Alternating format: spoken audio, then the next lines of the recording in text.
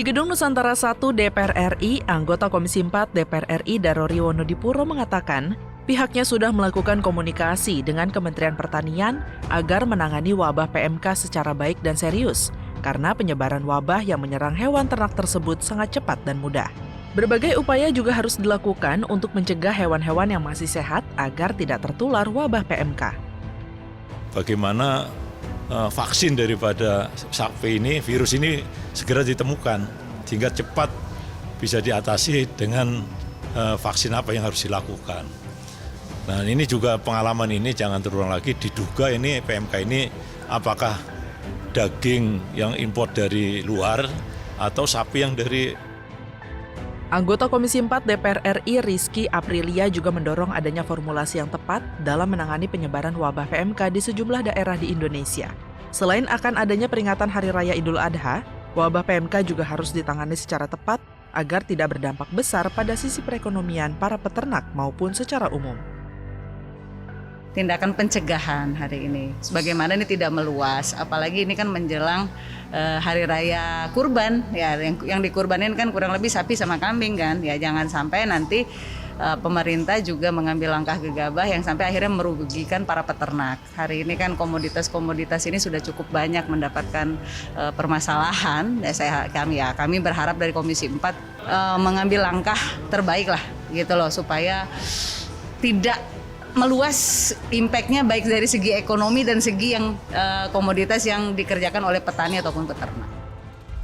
Pada kesempatan berbeda, Wakil Ketua Komisi 8 DPR RI Aceh Hasan Syazili menekankan perlu pengawasan lebih ketat terhadap hewan ternak yang akan dijadikan kurban dengan menerapkan standar kesehatan hewan ternak yang telah ditetapkan Kementerian Pertanian.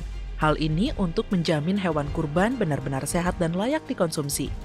Aceh juga menyarankan kementerian atau lembaga terkait saling berkoordinasi untuk melakukan sosialisasi dan edukasi kepada masyarakat, terutama yang akan menjalankan ibadah kurban. Nah, karena itu memang dari sekarang sudah mulai diantisipasi kemungkinan pengawasan terhadap hewan ternak, termasuk tadi ada wabah PMK yang kemungkinan akan menjangkiti hewan seperti sapi gitu. Jadi oleh karena itu Kementerian Pertanian yang punya kewenangan terkait dengan hewan ternak gitu ya, untuk dapat mengantisipasi kemungkinan adanya terjangkit wabah.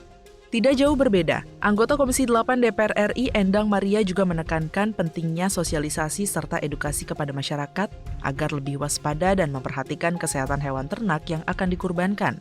Untuk itu, Kementerian Agama harus memaksimalkan koordinasi dengan Kementerian Pertanian untuk mencegah hewan ternak yang dikurbankan terjangkit wabah PMK. Masyarakat harus dicerdaskan melalui edukasi yang benar. Jangan sampai kemudian karena ketidaktahuannya justru dijual kepada masyarakat yang lebih tidak tahu lagi, sehingga mereka menganggap itu hal yang biasa. Ini yang kita khawatirkan. Nah itu, jadi kita juga akan menghimbau nanti dari Kementerian Agama untuk bekerja sama, menghimbau juga untuk lintas kementerian agar supaya masyarakat diberitahu sehingga sebelum semuanya menjadi terlambat. Secara terpisah, Krisdayanti juga menegaskan pentingnya sosialisasi untuk pencegahan wabah PMK bukan hanya kesehatan hewan ternak, melainkan juga kesehatan masyarakat.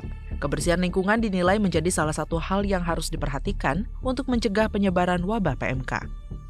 Karena yang namanya virus ini kan semuanya bisa, yang namanya disease itu bisa tertular, bisa dari udara, bisa juga karena lokasi yang tidak tertata rapi, kondisi sanitasi, air, dan juga bentuk atau lingkungan yang tidak mendukung kesehatan peternakan ini juga pasti akan mengganggu. Dalam menangani wabah penyakit mulut dan kuku atau PMK, Kementerian Pertanian telah mengirimkan logistik kesehatan tahap 1 berupa vitamin, antibiotik, antipiretik, disinfektan, dan alat pelindung diri ke beberapa wilayah yang diduga terjangkit PMK. Keseluruhan obat-obatan yang telah dikirimkan sebesar Rp534,29 juta. Kementan telah mengalokasikan anggaran sekitar Rp48 miliar untuk pencegahan dan pengendalian PMK, yang sebagian besar digunakan untuk pengadaan vaksin. Tim Liputan TVR Parlemen melaporkan.